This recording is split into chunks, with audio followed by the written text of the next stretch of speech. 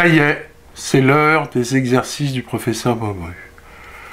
Et nous voilà pour une nouvelle séance sur la convergence uniforme.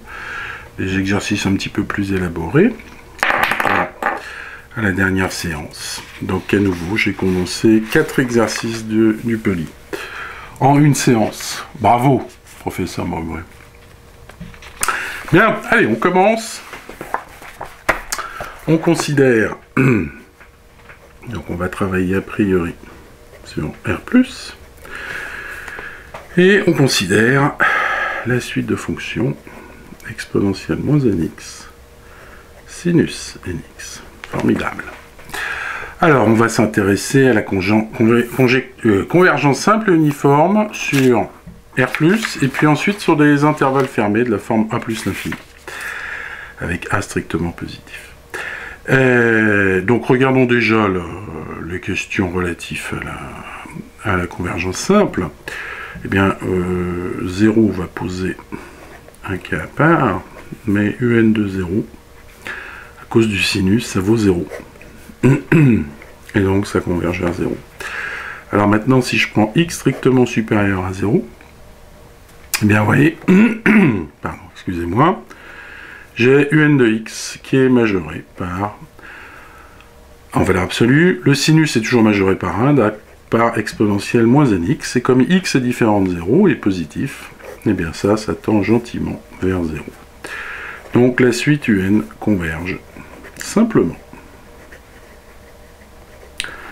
vers la fonction nulle sur R+. Ok, bon ça c'était facile. Maintenant on va étudier la convergence. Excusez-moi, c'est que je suis atteint par le coronavirus, probablement. Hein, comme vous êtes des millions à regarder ma chaîne, et bien sur les millions, il y a probablement des gens infectés. Et les virus, le coronavirus devient un cyber-coronavirus, qui devient un virus tout court, qui a contaminé mon ordinateur, mais ensuite ma caméra. Et donc là, maintenant, voilà, le professeur Bobru est contaminé. Alors, où est-ce-nous ? Oui, alors on va essayer de comprendre ce que fait notre suite un, donc on va l'étudier. Chaque fonction, on va regarder u'm de x, tout ça c'est infini, donc je peux y aller sans problème. Donc ça me fait moins n exponentielle moins nx, sinus nx, plus la dérivée de sinus nx, c'est n cosinus nx, exponentielle moins nx. Tout ça se factorise par et ça se factorise par n exponentielle moins nx. Et il vous reste cosinus nx moins sinus nx. Et voilà. Eh bien, reste, vous voyez que ça c'est positif, donc reste à étudier le signe de ça. Hein. Eh bien, on va regarder déjà quand est-ce que la dérivée s'annule. Ça s'annule si et seulement si sinus nx égale cosinus nx. Et vous voyez que les points où le cosinus s'annule sont des points où le sinus vaut plus ou moins 1. Donc du coup, je peux diviser pour garder cette égalité, je n'ai pas à me préoccuper, je peux diviser puisque le cas cosinus nx nul n'est visiblement pas solution. Donc ça, c'est équivalent à tangente nx égale 1. Et quand est-ce que la tangente est nulle dans ce monde? Eh bien, la tangente est nulle si et seulement si le sinus... quand est-ce que la tangente vaut 1? Eh bien, la tangente qui est pi périodique, et qui est une bijection de moins pi sur 2 vaut 1 en pi sur 4. Donc ça, c'est équivalent à dire que ça vaut pi sur 4 plus, j'oublie pas la période. Non, pardon, j'enlève le... C'est fou. Et donc, c'est équivalent à dire que x égale... Alors, je vais peut-être tout réduire au même dénominateur, c'est plus joli. Donc, ça me fait 1 plus 4k sur n. Sur 4n, pardon, fois pi. Voilà. Et ça, alors vous voyez que j'ai une variable entière dans z. Je vous rappelle que x doit être positif, donc k est nécessairement positif ou nul.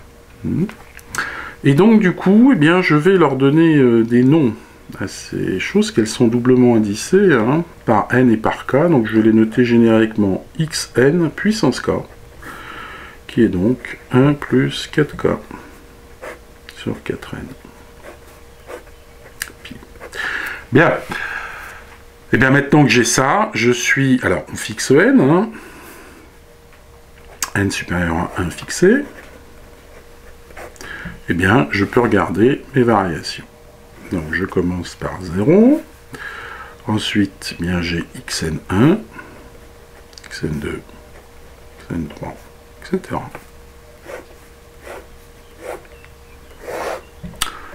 Voilà. Et j'ai ma dérivée, prime, et ensuite, ben, je vais voir les variations. Donc, vous voyez que eh bien, je vais changer de signe à chaque fois que je franchis un des xnk. Pour savoir si je commence par un plus ou un moins, ben je regarde ce qui se passe en 0. Vous voyez qu'en 0 c'est positif, donc j'ai plus ici, moins là, plus là, moins là, etc. Donc je crois, je décrois, je crois, je décrois. Bien, alors vous voyez que je présente, donc là je vais partir de 0, hein. Donc je présente ici, ici, ici, ici, des maximums respectivement minimum locaux, et on peut préciser sur quel domaine, hein, vous voyez. À chaque fois, bah, c'est sur la partie, sur chaque cadran.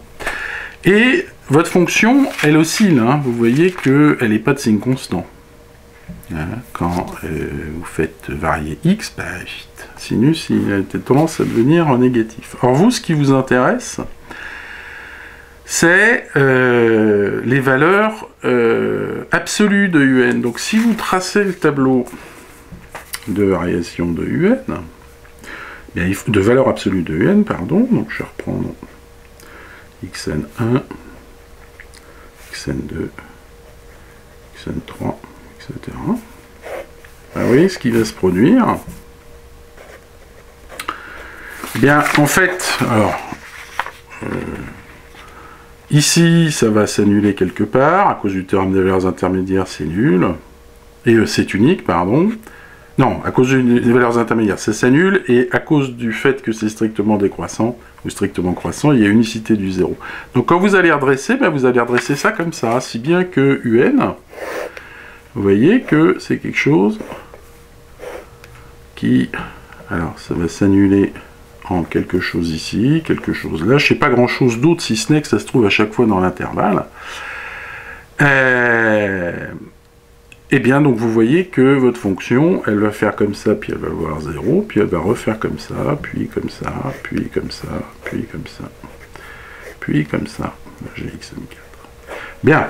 Et donc vous voyez qu'une fois redressé, eh bien, le maximum est atteint forcément en une de ces valeurs. Donc ce que je dis, c'est que la norme infinie de un, elle est certainement égale au sup sur k des valeurs absolues de un de xnk. Oui. Et donc ça, bah, c'est très pratique, parce que eh bien, ça va me permettre de calculer la norme infinie.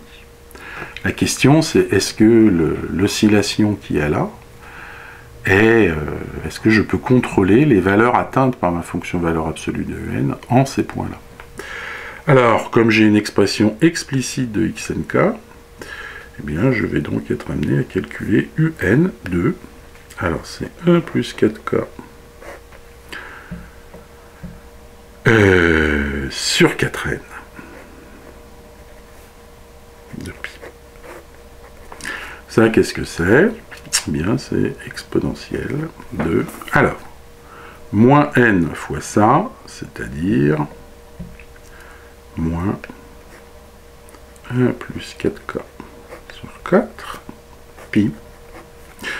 Et sinus de nxk, eh bien c'est sinus de... Alors le n va disparaître, j'ai quand même intérêt à l'écrire pi sur 4 plus kpi. Et bah ça, alors moi ce qui va m'intéresser ce sont les valeurs absolues, évidemment. Et la valeur absolue de ça, bien sinus et pi périodique en valeur absolue. Donc ça me fait sinus pi sur 4, donc finalement ça me fait 1 sur racine de 2 exponentielle de moins 1 plus 4k sur 4 pi. Ok. Alors je vérifie rapidement que je n'ai pas commis d'erreur. Non, je n'ai pas commis d'erreur. Et jusqu'à preuve du contraire. Ok, ben vous voyez que cette suite en K, ben elle est décroissante. Oui. Donc, elle est certainement maximale en K égale 1.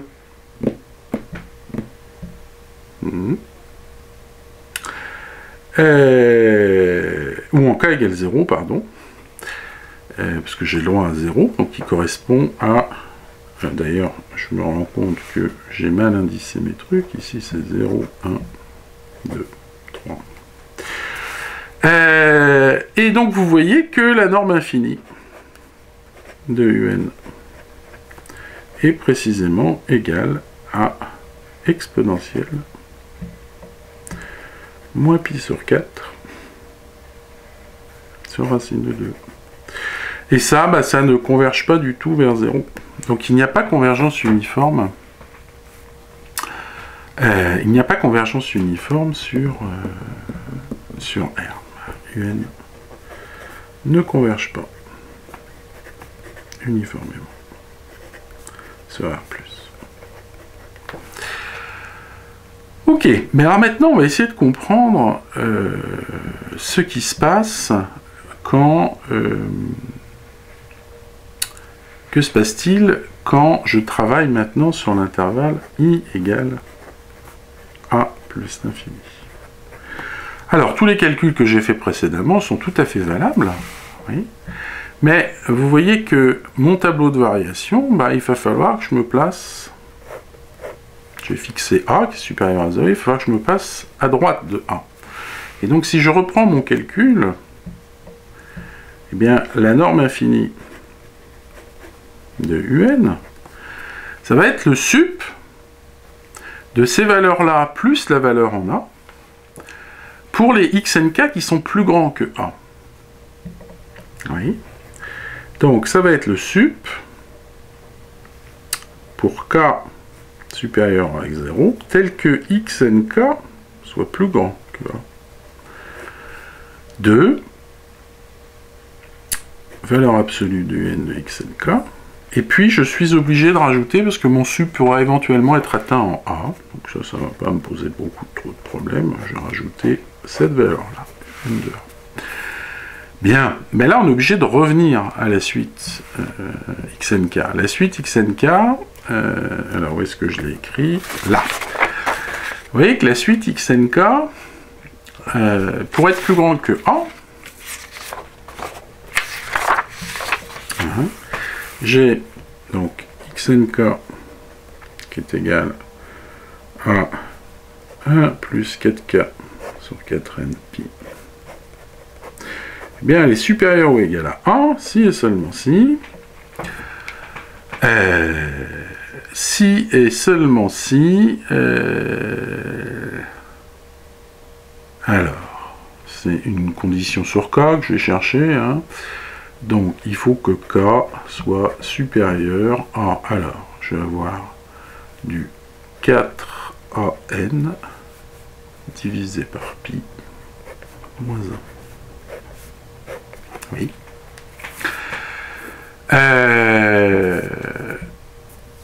Et donc, bien vous voyez que, comme je l'ai dessiné là, vous avez plein de xnk qui vont se trouver à gauche de A. Ouais.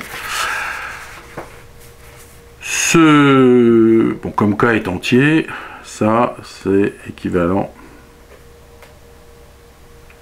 à... alors on peut peut-être faire qui peut le plus, peut le moins. Le sup sera majoré si je vais prendre un cas plus petit.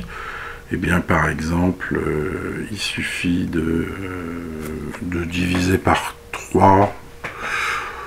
Je vais essayer d'avoir quelque chose de relativement propre. Non, bon. Bon, bah, c'est supérieur. K doit être supérieur à partie entière de 4n pi. Éventuellement plus 1. Pourquoi? Bah parce qu'il se peut, de manière vicieuse, hein, que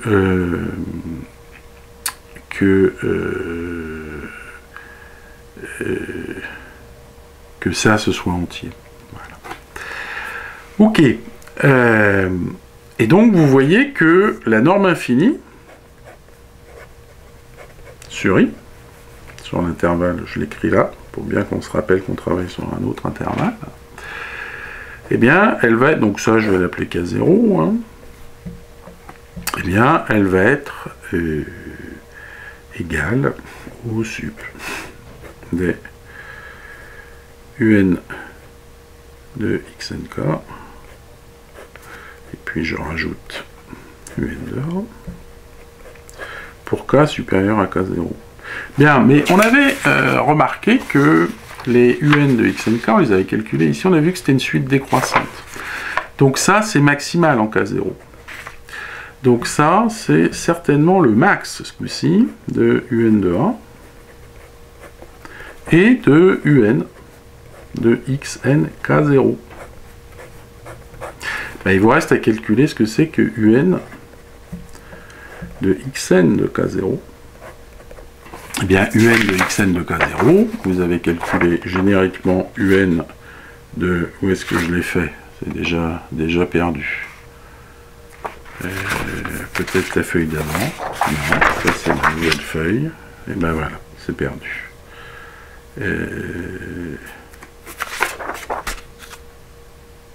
Ben, j'ai forcément calculé ça quelque part. Voilà, si. C'est 1 sur racine de 2 exponentielle, il suit, moins 1 sur 1 plus 4 K0 sur 4 pi. Mais K0, il est plus grand que ça.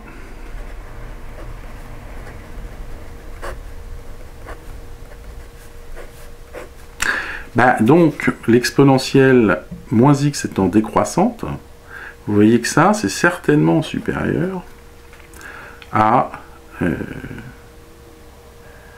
alors, je vais peut-être l'écrire ici. Donc, c'est valeur absolue, pardon. Ça, c'est certainement...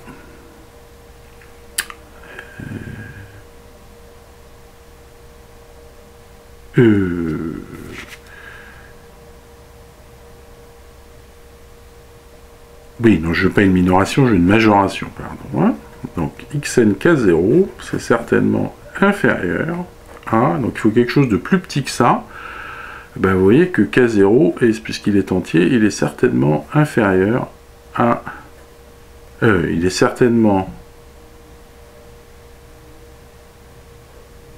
Oui, non, c'est bon, excusez-moi, je me suis trompé. Donc ça, c'est parce que j'ai un signe moins, donc j'ai bien 1 sur racine de 2 exponentielle de moins, alors pi sur 4, et là j'ai 1 plus 4k0, donc ça va me faire 16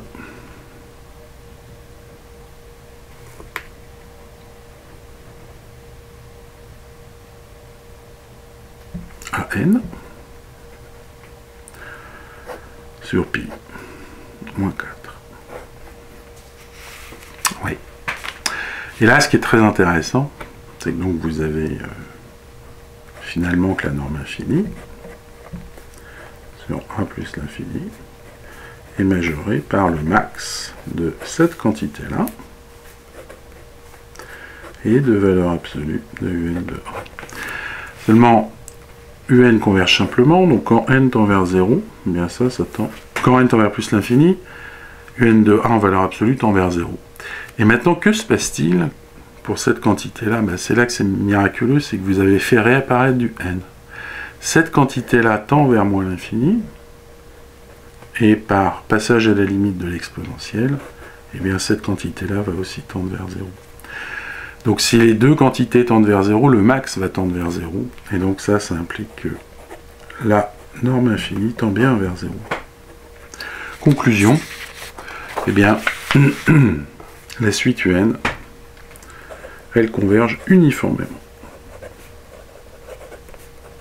sur a plus l'infini pour a strictement supérieur à 0. C'est-à-dire qu'en gros, cette suite-là, son défaut de convergence uniforme, c'est parce que vous avez une accumulation en 0 d'extrémum. C'est un peu comme dans les exos précédents. C'est ce 0 qui pose un problème. Donc même question sur 0 plus l'infini, bon, on l'a vu tout de suite, ça ne converge pas uniformément. Ok. On va passer à l'exercice 2. Alors, l'exercice 2, on considère I égale R, et on pose un de x égale 1 sur 1 plus x carré à la puissance n. Ok. Première remarque, cette fonction est bien définie, elle est C infinie, tout ce que vous voulez. Elle est même paire, donc si je m'intéresse à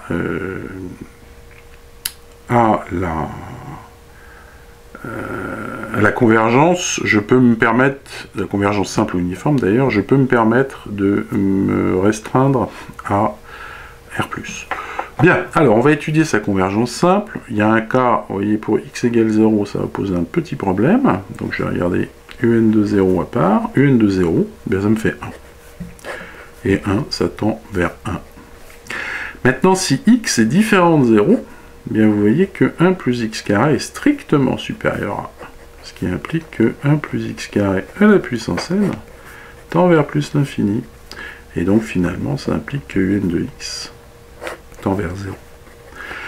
Donc, la conclusion, c'est que un converge simplement vers la fonction qui est presque la fonction nulle, mais qui n'est pas tout à fait la fonction nulle. Elle vaut 0 si x est différent de 0, et elle vaut 1 si x égale 0. C'est-à-dire, une fonction ici, bang, elle fait un saut, et ici, elle est nulle à droite et à gauche. Bien, alors de là, en fait, on peut en tirer tout de suite, à cause d'un théorème de cours, que un ne converge pas uniformément. Alors pourquoi? Eh bien parce que un, c'est une suite de fonctions continues.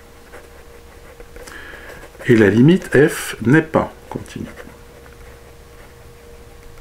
Il y a un saut. Or, je vous rappelle que le théorème vous dit la chose suivante: si vous avez une suite de fonctions continues qui convergent uniformément vers une fonction, alors la limite uniforme est nécessairement continue. Donc là, vous pouvez en conclure que un ne converge pas uniformément sur R. Et en fait, sur aucun intervalle qui contiendrait 0. Toujours à cause de ce théorème de passage à la limite de limite uniforme de fonctions continues. Alors, on va maintenant s'intéresser au cas, on va prendre moins l'infini A, union A plus l'infini. Bon, ma fonction est paire, donc je vais me contenter de l'écrire, de l'étudier sur A plus l'infini. Bien, vous voyez que ma fonction, il n'y a pas grand chose à dire. 1 plus x carré, c'est croissant. 1 plus x carré puissance n, c'est décroissant. C'est croissant, pardon. Donc l'inverse va forcément être une fonction décroissante. Sa limite en plus l'infini, c'est 0. Bien, vous voyez immédiatement que sa valeur maximale est donc positive. Donc sa norme infinie, ça va être un de A. Et un de a, c'est quoi? Bien, c'est 1 plus a carré puissance n. Et ça tend bien vers 0. Donc, un converge uniformément sur d, vers la fonction du. Voilà, donc encore un exercice, donc vite fait celui-là, mais qui illustre bien la problématique hein, du passage à la limite. Si vous êtes moins gourmand sur votre domaine, eh bien, vous allez avoir une convergence uniforme. Bien, allez, question suivante. Petit 3, on s'intéresse maintenant à i égale r+, et je vais considérer un de x égale nx carré exponentielle moins nx. Eh bien, vous voyez que cette fonction est positive, certainement. La convergence, bah, là, vous voyez que vous avez une série géométrique. Et là, vous avez une série, une suite géométrique, là, vous avez une suite arithmétique. Donc, le tout va tendre vers 0. Il faut juste faire un tout petit peu attention que la raison ne soit pas égale à 1, ici. Donc, il faut traiter x égale 0 à part, mais à cause du x2, bien, vous voyez que ça vaut 0. Donc, ça converge bien. Et donc, si x est strictement supérieur à 0, bien vous voyez que la suite nx2 est un petit taux d'exponentielle moins nx, hein, c'est les croissances comparées. Donc ça implique que un de x tend bien vers 0. Conclusion, un converge simplement vers la fonction du. Bon, et là, à nouveau, bien, on s'intéresse à la convergence uniforme maintenant sur R plus tout entier, et ensuite sur A plus l'infini. Il est fort probable qu'on va retrouver les mêmes difficultés qu'à l'exercice précédent. Alors, ma fonction, eh bien, elle est certainement C infini, donc pour étudier ces variations, je n'ai qu'à la dériver. Eh bien, ça va me faire 2nx exponentielle moins nx, moins n carré x2 exponentielle moins nx. C'est-à-dire, si je factorise tout, et tout factorisé par nx exponentielle moins nx, eh bien, il va me rester 2 moins nx carré. Et vous voyez que ma dérivée s'annule seulement si x égale 0, mais ça c'est pas très intéressant, c'est surtout x égale racine de 2 sur n qui va plus m'intéresser. Et vous voyez que on va tout de suite sentir le truc. Quand n tend vers l'infini, on va voir que l'extrémum va tendre vers 0 et très probablement il va y avoir un problème en 0 à cause de ça. Alors, dressons le tableau de variation. J'ai 0, racine de 2 sur n, plus l'infini.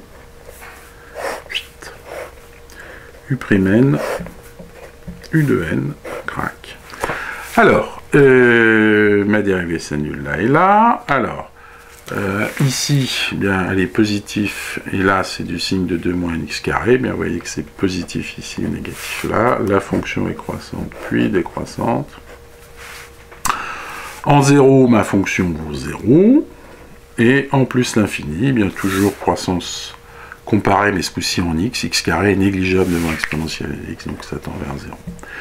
Donc vous voyez que un en norme infinie, c'est un de racine de 2 sur n.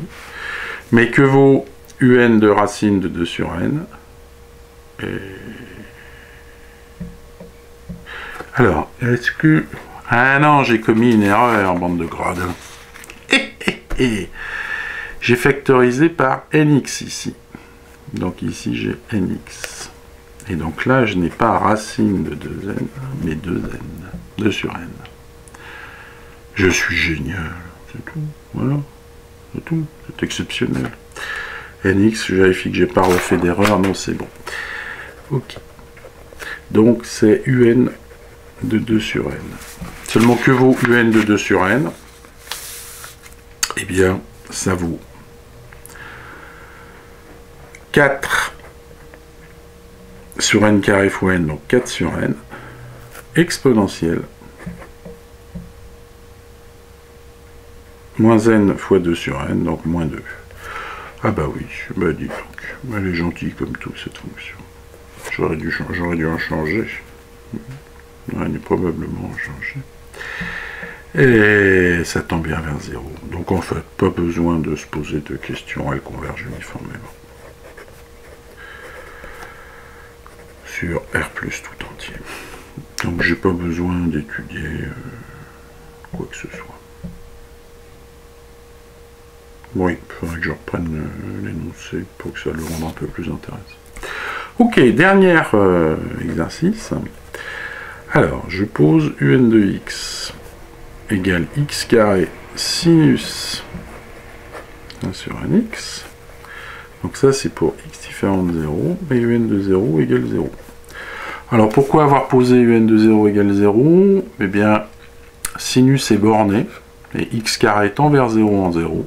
Les théorèmes de comparaison vous disent que un de x possède une limite nulle en 0, et donc poser un de 0 égale 0, c'est juste prolonger par continuité. Prolonger par continuité la fonction. Ok, alors on vous demande d'étudier la limite simple et uniforme. Alors on va déjà regarder un de 0, bah, c'est 0 partout, donc ça tend vers 0. Maintenant, si x est différent de 0, eh bien, sinus 1 sur un x, quand n tend vers l'infini, eh bien 1 sur un x devient infiniment petit, et donc je peux utiliser un développement limité. Oui, d'ailleurs, je peux mettre que ça un petit taux d'1 sur n. Et donc, vous voyez que x2 sinus 1 sur un x,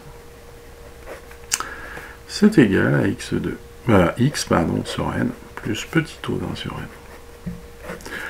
Et donc tout ça tend bien vers 0. Conclusion, un converge simplement vers la fonction et ce sur R tout entier. Alors la convergence uniforme maintenant, eh bien, on va essayer de ruser.